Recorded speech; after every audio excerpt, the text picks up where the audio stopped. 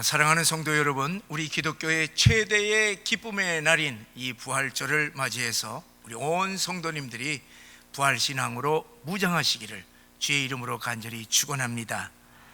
우리 주님이 오늘 부활하심으로 죄와 죽음의 권세를 가졌던 사단의 세력을 물리치시고 우리 인생의 최대 문제인 죄와 죽음의 문제를 해결해 주셨습니다. 그러므로 우리들도 부활신앙으로 죄와 그리고 마귀의 권세와 싸워서 이길 수 있게 되었습니다.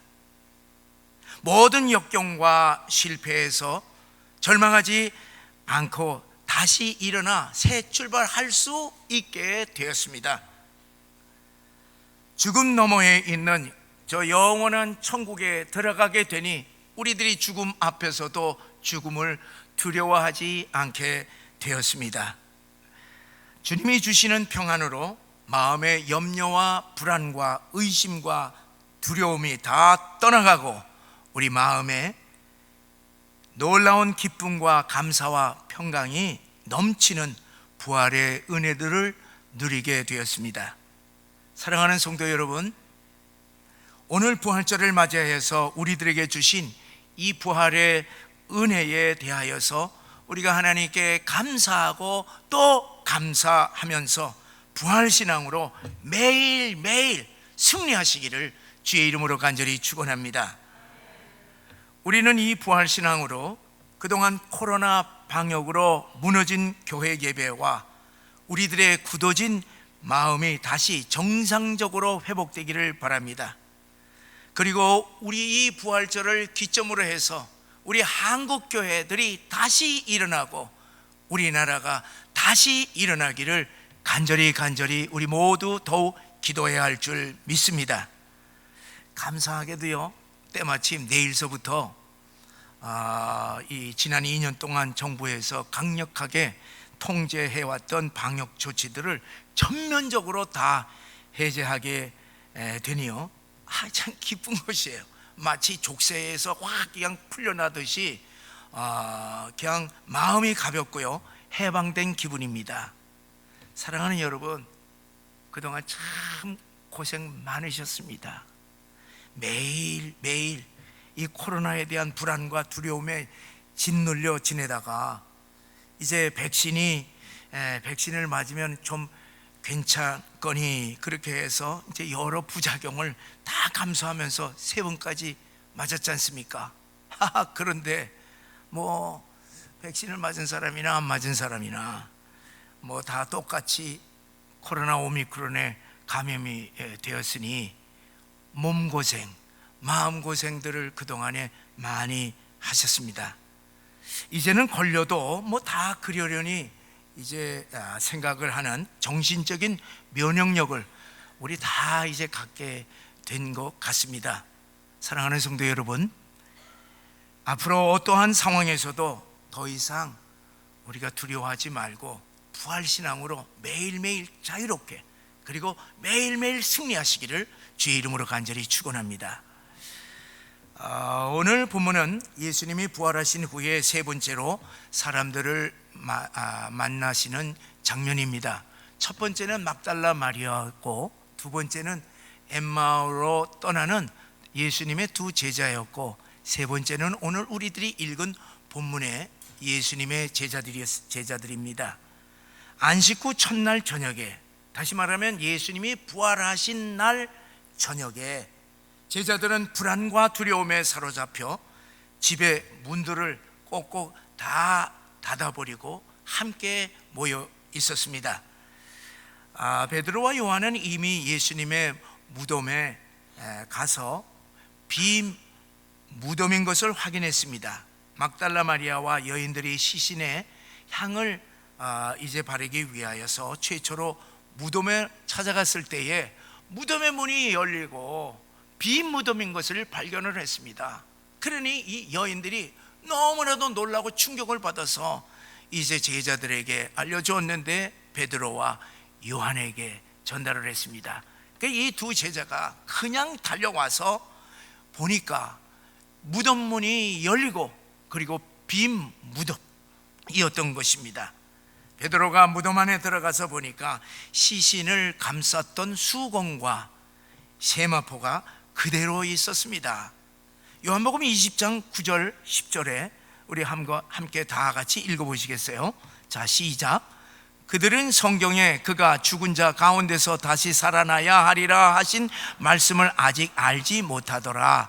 이에 두 제자가 자기들의 집으로 돌아가니라.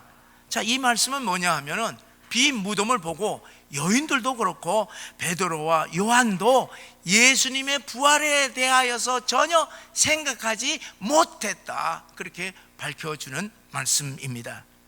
예수님이 마가복음에서 제자들에게 예수님의 죽으심과 그리고 3일 만에 다시 부활하신다고 하는 사실을 3번이나 말씀하였기 때문에 3번 기록을 하고 있습니다. 여러분, 성경에서 동일한 말을 3번 기록한다고 하는 것은요, 중요한 영적인 의미가 있습니다. 숫자의 의미 그 이상이 있습니다. 중요하기 때문에 강조하기 위해서 3번 동일하게 반복해서 기록하지만은, 그러나 예수님께서는 그들에게 3번보다도 더 많이 말씀했으리라고 추측이 됩니다. 왜 그러냐면은 예수님께서 이 땅에 오신 목적이 십자가의 죽으심과 부활이시기 때문에 제자들이 잊어버리지 않도록 그들에게 여러 번 십자가의 죽음과 부활에 대해서 말씀을 했으리라, 그렇게 추측이 됩니다. 예수님의 무덤이, 자, 이제 보니까 빈 무덤이라고 할 것 같으면은 여인들이나 제자들이 예수님께서 부활하지 않았을까, 부활에 대해서 한 번쯤은 생각했을 것 아니겠습니까? 그런데 그리고요, 또 이 베드로와 요한이요, 그 빈 무덤에 가서 시신을 보니까, 이 시신을 우리나라처럼 이렇게 배옷을 이렇게 싸지 않습니까? 이렇게 붕대처럼 시신을 겹겹이 이렇게 감싸서 감싸는데, 그 세마포가 이제 전혀 흐트러지지 아니하고 그대로 남아있는 것을 보게 되면은 이 시신을 도둑질했다고 해서 생각할 수 없었을 것입니다. 여러분 생각을 해보세요. 도둑이 시신을 도둑질했다고 할 것 같으면은 어떻게 그 시신을요, 겹겹이 싼 세마포를 그걸 다 푸는 거야. 다 풀어갖고서 누우신 자리에 그대로 가지런히 어떻게 정돈해서 놔둘 수가 있습니까?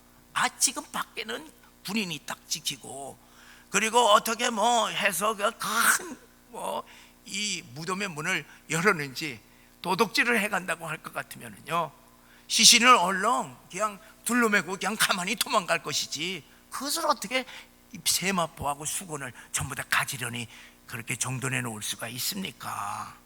여러분들 생각해 보세요. 그런데 베드로와 요한은 이제 도난당했다고 생각을 했습니다. 도난당한 스승의 그 시신을, 도난당했다고 생각을 할 것 같으면은 그 스승의 시신을 갖다가서 찾아보려고 하는 노력을 했어야 될 것 아니겠습니까? 그런데 오늘 말씀에 보면은 전혀 찾으러 다니려고 애를 쓴 적, 전혀 흔적도 없이 그냥 집으로 돌아갔다, 그렇게 기록을 하고 있습니다.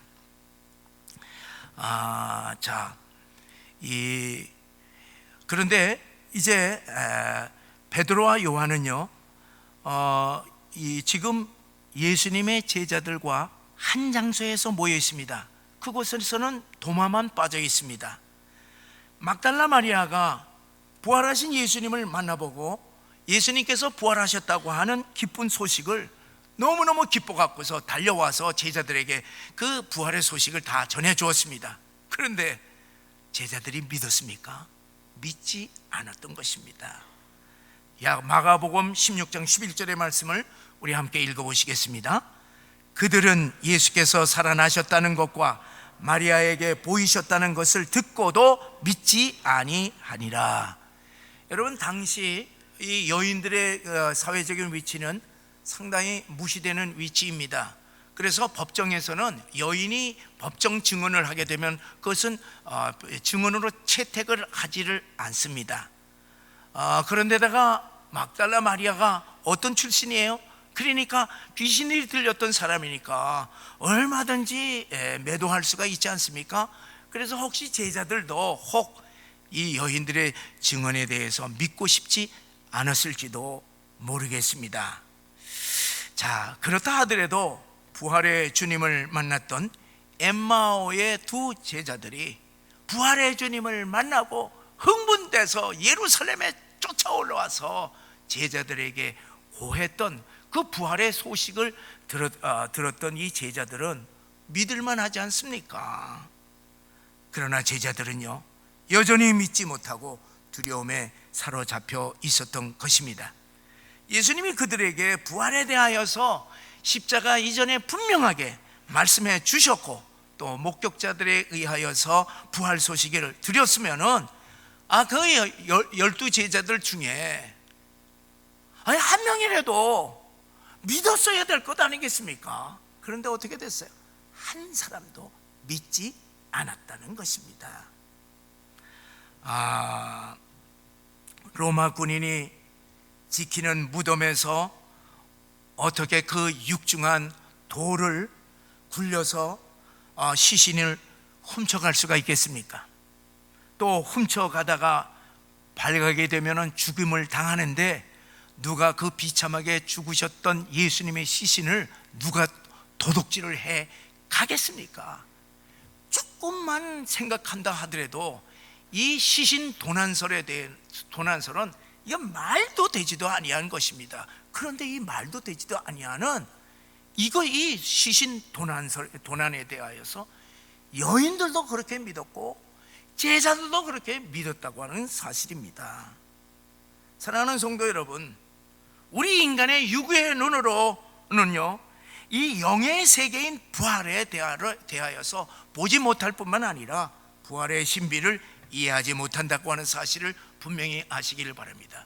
여러분, 우리들이 영적인 사실에 대하여서 올바른 우리들이 지식이 없으면은요, 이 세상 사람들이 마음대로 지어낸 가짜 뉴스, 이 도난설, 시신 도난설 같은 것을 진짜로 믿을 수 있다고 하는 사실을 우리는 이 본문 가운데서 우리는 알아야 할 것입니다. 육의 눈으로는 시신이 도난 당한 것으로 보이지만은 영의 눈으로 보게 되면은 지금 어떤 일이 벌어졌습니까? 주님은 실제로 부활하셨던 것입니다.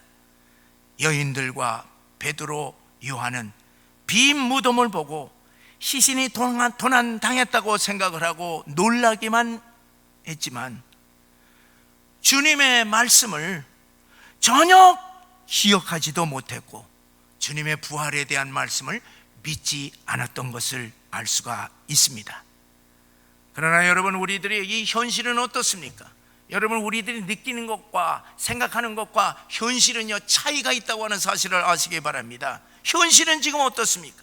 현실은 주님께서 말씀하신 대로 이미 부활하셔서 무덤에 더 이상 계시지 않았던 것입니다. 빈 무덤을 보고 시신이 없어졌다고 울며 좌절할 때에 천사가 여인들에게 말합니다.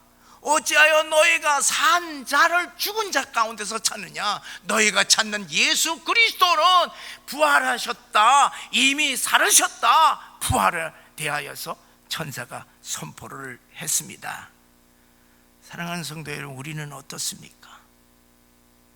부활하신 주님이 우리 인생의 최대 문제인 죄와 죽음의 문제를 이미 해결해 주셨는데도 불구하고 우리는 여전히 죄와 죽음의 문제 앞에서 슬퍼하며 좌절하지는 않습니까?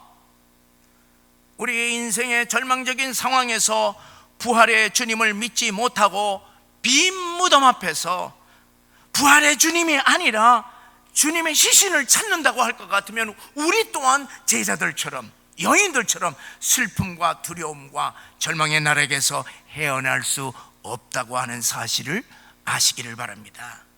사랑하는 성도 여러분, 오늘날 예수를 믿는 많은 신앙인들 가운데에 인생의 실패와 절망 앞에서 어떻게 탄식하고 있습니까? 하나님이 살아계신다면 어떻게 해서 내가 이런 질병에서 고통당할 수가 있습니까? 하나님께서 살아계시다면 어떻게 해서 내가 하는 일마다 내 삶마다 이렇게 쫄딱 망할 수가 있습니까? 하나님께서 살아계신다면 예수 믿는 우리 가정은 왜 이렇게 되는 일이 없고 이렇게 못 살 수가 있습니까? 여러분, 그러한 소리를, 탄식 소리를 우리들이 주변에서 듣지 않습니까?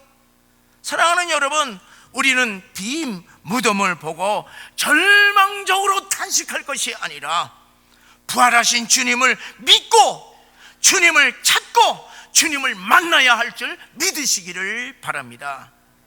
사랑하는 여러분, 부활을 믿건 믿지 않건 예수님의 부활은 예언적인 사건인 동시에 이미 역사적으로 일어났던 역사적인 사건이라고 하는 사실을 분명히 아시기를 바랍니다.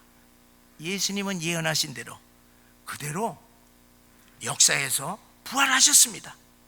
처음에는 제자들조차 이렇게 이제 믿지 못하였기 때문에 예수님께서는 어떻게 하셨는가 하면 계속해서 10번이나 부활하신 주님의 모습을 제자들에게 나타나서 10번이나 나타나서 내가 부활하였다, 내가 부활하였다, 부활을 확신케 해 주셨던 것입니다. 사랑하는 성도 여러분, 세상 사람들은 이 부활이 역사적인 사건임에도 불구하고 저들은 어떻게 생각하고 있습니까? 믿지를 않습니다. 여러분, 저들이 믿지를 않는다고 해서 부활하신 예수님께서 부활 안 했습니까? 우리가 예수님께서 부활하셨다고 하는 역사적인 증거는 바로 무엇이냐면 우리 교회들이 이 땅에 존재한다고 하는 사실입니다. 세계 방방곡곡에서 이 교회의 존재라고 하는 것은 예수님의 부활을 증거하는 예수 공동체이기 때문에 교회의 존재를 통하여서 우리 예수님께서 오늘도 살아서 교회를 통하여서 부활의 역사가 세상에 증거된다고 하는 사실을 분명히 믿으시기를 바랍니다. 자, 그러면은요, 왜 제자들이 빈 무덤을 보고 부활하신 것을 믿는 사람이 단 한 사람도 없었습니까? 그것은요, 다른 것이 아니에요. 두려움의 노예가 되어버렸기 때문에 그렇습니다. 두려움에 사로잡히고 보니까 주님의 하신 모든 말씀들이 기억이 나질 않습니다. 다 망각해버린 것입니다. 여러분, 우리들이 엄청난 절망적인 순간이라든가 이 충격적인 사건 앞에서 우리가 어떻게 합니까? 두려워하면요, 내가 예수 믿는 사람인지 아닌지도 몰라요. 마음에 이끄는 대로 하는 것입니다. 여러분, 두려움에 사로잡히니까 이 제자들의 이 모습이 여기 19절에 나타나는데, 두려움에 붙잡힌 사람들의 가장 큰 특징이 19절에서 볼 수가 있습니다. 제자들이 유대인들을 두려워하여 모인 곳에 문을 닫았다, 그렇게 기록하고 있습니다. 자, 제자들은 예수님이 붙잡혀서 십자가에 사형당했듯이 제자들도 또한 예수님의 제자들이기 때문에 유대인들에게 붙잡혀서 예수님처럼 처형당할까 봐 두려워서 이들이 함께 모여서 숨었던 것입니다. 그리고 뭐를 했느냐? 문을 다 잠궈버렸습니다. 바깥에서 잠갔겠어요? 안에서 잠갔겠어요? 안으로 다 잠궈버렸어요. 문마다 다 문들을 다 잠겼던 것입니다. 여러분, 두려움에 사로잡히게 되면요, 문을 닫아버리는 것입니다. 이 보이는 눈만 닫아버리는 것이 아닙니다. 우리 마음의 문도 다 꽁꽁 다 닫아버리게 됩니다. 소리가 들리지를 않습니다. 그런데 그 누구도 들어올 수 없게 굳게 닫아버린 집 안으로 갑자기 부활하신 주님께서 그들 가운데 탁 나타났습니다.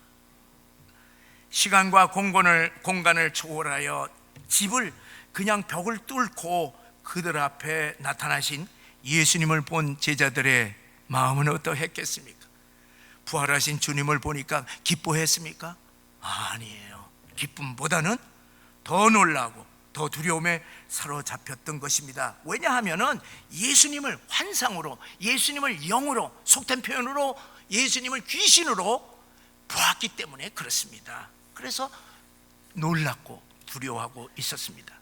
두려움에 떠오는 제자들을 향하여서 첫 부활의 메시지가 바로 오늘 우리들이 깊이 생각하고자 하는 너희에게 평강이 있을지어다. 너희에게 평강이 있을지어다. 자, 이제 이 말씀을 하였지만은 아직도 두려워하는 제자들을 향하여서 내가 영이 아니라, 귀신이 아니라 부활한 육체를 갖고 있다는 것을 설명해 주시기 위하여서 20절에 보면은 손과, 여기 못자국이는 이 손과 그리고 옆구리를 그들에게 보라고 그렇게 말씀해 주었습니다. 누가복음 24장 39절에 보면은 예수님은 더 아주 자상하게 설명을 해 주셨는데 우리 함께 읽어 보시겠습니다. 내 손과 발을 보고 나인 줄 알라. 또 나를 만져보라. 영은 살과 뼈가 없으되 너희 보는 바와 같이 나는 있느니라. 내 몸을 만져보고 살과 뼈가 있다는 것을 확인하라. 여러분, 영은, 이 귀신은 살과 뼈가 없지 않습니까? 그러니까 봐라 이거예요. 봐라, 나는 부활하였다. 나는 귀신이 아니다. 그렇게 설명해 주시는 것입니다. 이처럼 예수님께서 자기 몸을 만져보게 하시고 상처난 손과 발과 이 옆구리를 보여주셨지만은 그들은 여전히 믿지 않았습니다. 그래서 누가복음 24장 41절에서 43절에 보면은 주님께서는 그들을 탓하지 아니하시고 너희들 그것도 못 믿냐 그렇게 얘기하지 아니하시고 자상하게 더 계속 증명해 주셨습니다. 우리 함께 읽어보시겠습니다. 그들이 너무 기쁨으로 아직도 믿지 못하고 놀랍게 여길 때에 이르시되 여기 무슨 먹을 것이 있느냐 하시니 이에 구운 생선 한 토막을 드리니 받으사 그 앞에서 잡수시더라. 자, 부활하신 예수님이 우리들처럼 음식을 잡수시는 것입니다. 여러분, 영이면은 귀신이면은 먹겠습니까? 봐라. 이렇게도 저렇게도 주님이 확실히 부활하셨다고 하는 사실을 그들에게 증명해 주셨던 것입니다. 사랑하는 성도 여러분, 여기에서 예수님이 손과 발과 옆구리를 보여주신 의미를 우리들이 조금 깊이 생각을 해야 됩니다. 주님께서 내 손과 내 발과 그리고 옆구리 이거 보고 한번 너희들 손으로 확인을 해보라 이렇게 얘기하신 것은 예수님이 부활하셨다고 하는 사실만을 그들에게 보여주시기 위한 것이 아닙니다. 여러분, 여기에 있는 이 못자국을 봐라, 발을 봐라, 창자국을 봐라. 내가 왜 십자가에서 죽었느냐?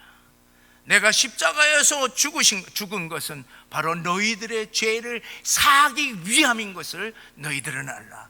내가 십자가에서 너희들을 위하여서, 너희 죄를 위하여서 내가 죽음으로 말미암아 너의 모든 죄들이 다 사함을 받았으니 너희에게 평강이 있을지어다. 너희에게 평강이 있을지어다. 여러분, 십자가의 죄 사함이 없이는 우리의 부활의 기쁨과 감격과 평강을 누리지 못한다고 하는 사실을 아시기 바랍니다. 보아라, 내가 너희들을 위하여서 죽었노라. 너희의 죄가 깨끗이 사함 받았느니라. 주님께서 말씀하시는 것입니다. 사랑하는 성도 여러분, 자, 이렇게 말씀할 때에 제자들이 기뻐했습니다. 그때 주님께서 다시 말씀하시는 거예요. 너희에게 평강이 있을지어다. 평강을 선포를 해 주셨습니다. 이 평강의 말을 듣는 순간 제자들의 마음 속에 있는 모든 불안과 의심과 두려움이 다 떠나버리고 주님이 주시는 참된 평안과 기쁨이 넘쳐나기 시작했던 것입니다. 그러므로 여러분, 예수님의 부활의 메시지는 두려움과 절망에 처한 모든 인생들에게 기쁨과 감사와 평화와 소망의 메시지를 주신다고 하는 사실을 믿으시고, 여러분 어떠한 절망 가운데서도 우리 부활하신 주님을 바라보시며 다시 부활신앙으로 무장하시기를 주님의 이름으로 간절히 축원합니다. 오늘 본문의 두려움에 떠는 제자들을 향하여서 부활의 주님은 너에게 평강이 있을지어다 라고 부활의 첫 메시지, 부활의 첫 선물을 2번 반복하셨습니다. 여기에 2번 반복하신 데에는 귀한 영적인 의미가 담겨져 있습니다. 사랑하는 성도 여러분, 주님이 이 땅의 모든 인생들에게 가장 주시고 싶은 가장 귀한 선물이 무엇인지 아십니까? 다른 것이 아니에요. 죽었다가 다시 살아나신 우리 주님께서 사랑하는 제자들에게 주시고 싶은 것이 다른 것이 아니라 평강이라고 하는 사실을 여러분 우리들 깊이 명심하시기를 바랍니다. 여러분, 우리 주님께서 하늘 보좌를 부르시고 이 낮고 낮은 이 땅에 오신 이유가 무엇입니까? 온 인류 불안 가운데, 두려움 가운데, 죽음의 이런 공포 가운데 살고 있는 모든 인생들에게 평강을 주시기 위해서 이 땅에 오신 것입니다. 자, 아담과 하와가 범죄한 이후에 나타난 첫 번째 현상은요, 두려움이었습니다. 두려워서, 범죄하고 두려워서 숨어버렸어요. 나무 뒤에 가서 숨어버렸습니다. 하나님과 더 이상 평강을 누리지 못하고 숨어버린 아담에게 하나님께서 찾아오셔서 아담아 내가 어디 있느냐 그렇게 말씀하셨듯이 예수님을 버리고 도망가고 그리고 유대인들이 두려워서 숨어있는 제자들에게 부활하신 주님께서 찾아가 주셔서 너에게 평강이 있을지어다, 저들에게, 두려워하는 저들에게 평강을 주셨던 것입니다. 사랑하는 여러분, 우리 예수님이 이 땅에 오셔서 온 인류의 죄를 대신해서 십자가에 지시고 그리고 다시 부활하신 이유가 무엇이겠습니까?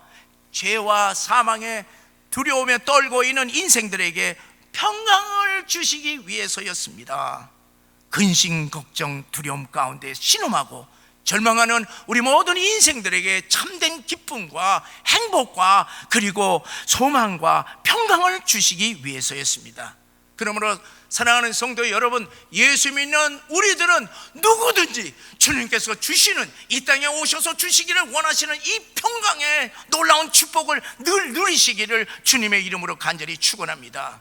우리가 예수를 믿으면서도 주님께서 주시는 이 평강을 누리지 못한다고 할 것 같으면 우리에게는 잘못된 신앙이 있다고 하는 사실을 우리들이 깨우쳐야 할 것입니다. 여호수아 리프맨이라고 하는 사람이 마음의 평안이라고 하는 책을 썼습니다.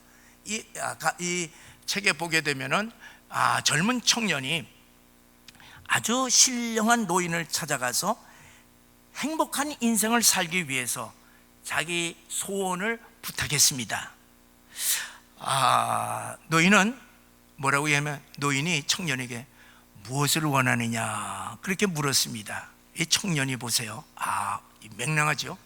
첫째는 건강, 둘째는 재물, 셋째는 미모, 넷째는 재능, 그 다음에 다섯째는 권력, 여섯째는 명예, 이것을 주세요 그렇게 요구를 했습니다. 이 말을 듣고 이 신령한 노인이 생각을 깊게 하더니만은, 여복의 젊은이, 모두 훌륭한 소원들이네. 그런데 자네는 가장 중요한 것을 하나 빠뜨렸네.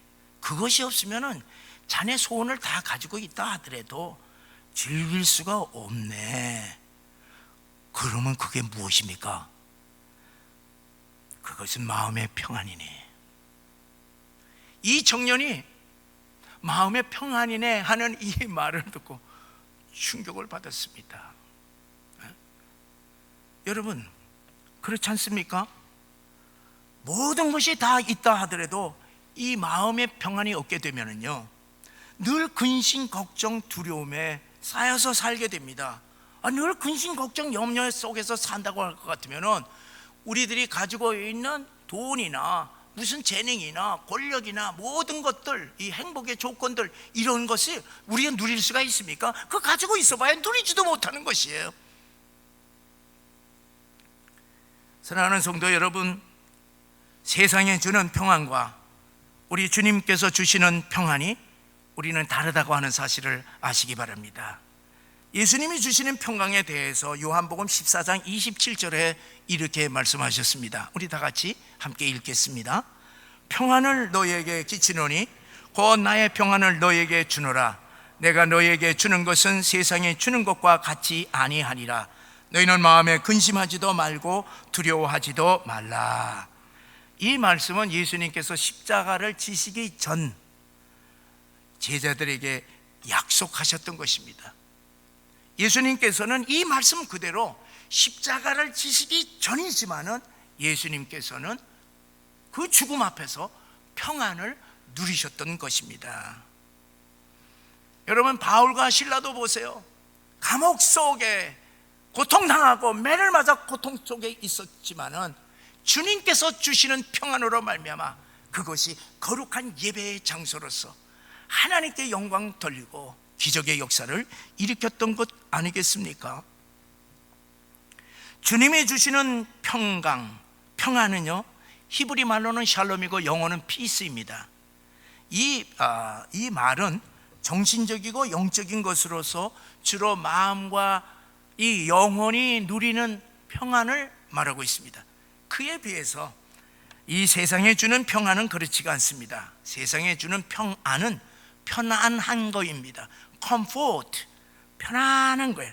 주로 물질적이고 환경적인 것으로 우리 육체가 누리는 편안한 것을 뜻하고 있습니다. 세상 사람들은 편안한 환경과 조건을 갖추게 되면은 우리의 마음의 평안을 누린다고 그렇게 믿고 있습니다. 그러나 여러분, 육체가 편안해진다고 해서 우리의 마음과 영혼이 평안한다고 하는 사실은 결코 아니라고 하는 사실을 우리들이 알아야 됩니다. 주님이 주시는 평안은 물질이나 환경이나 조건이 아니라 주님이 위로부터 내려주시는 영적인 평안, 하나님이 주시는 평안인 것입니다. 19절에 보니까요, 이렇습니다. 유대인들을 두려워해서 숨었던 제자들을 예수님께서 찾아가셔서 너희에게 평강이 있을지어다, 나의 평안을 너에게 주노라, 그렇게 말씀하셨습니다. 자, 예수님이 그들이 두려워했던 원수 같은 유대인들, 바리새인들, 서기관들, 제사장들을 다 물리치시고 하신 말씀입니까? 아닙니다. 제자들이 두려워하는 모든 원수들을 하나도 제거하지 아니한 똑같은 상황 속에서 주님께서는 말씀하시기를 너희에게 평강이 있을지어다, 그렇게 말씀했습니다. 이것이 무슨 말입니까? 사랑하는 여러분, 분명히 아시기를 바랍니다. 우리 주님이 주시는 이 평안은 이 세상의 전쟁, 전염병, 질병, 슬픔, 죽음, 인생의 모든 고통들을 다 제거하신 다음에 우리들에게 너희에게 평강이 있을지어다, 그렇게 말씀하시는 것이 아니라고 하는 사실을 아시기를 바랍니다.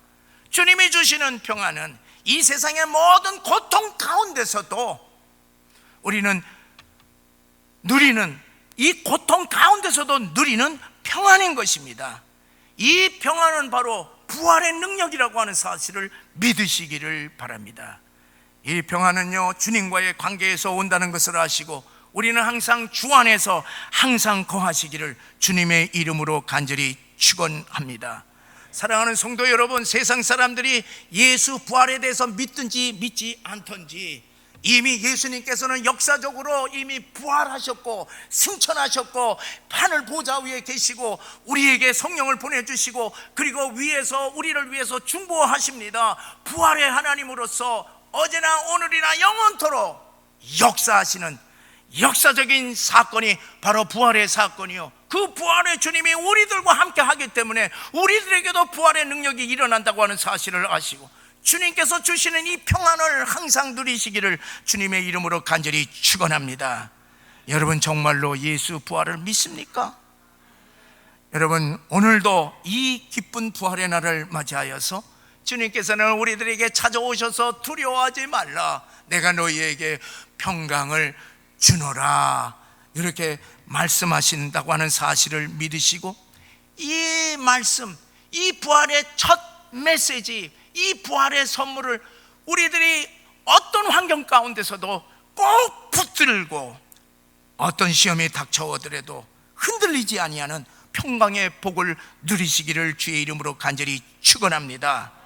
사랑하는 성도 여러분, 주님께서 주시는 참된 평강을 우리 모두 누리시면서 죄와 사망 권세를 깨뜨리신 부활 신앙으로 우리 모두 다시 무장하셔서 어떤 어려움, 어떤 실패, 어떤 질병, 어떤 좌절 가운데서도 다시 일어나시는, 그러므로 말미암아 매일매일 승리하시는 여러분과 제가 되시기를 주의 이름으로 간절히 축원합니다.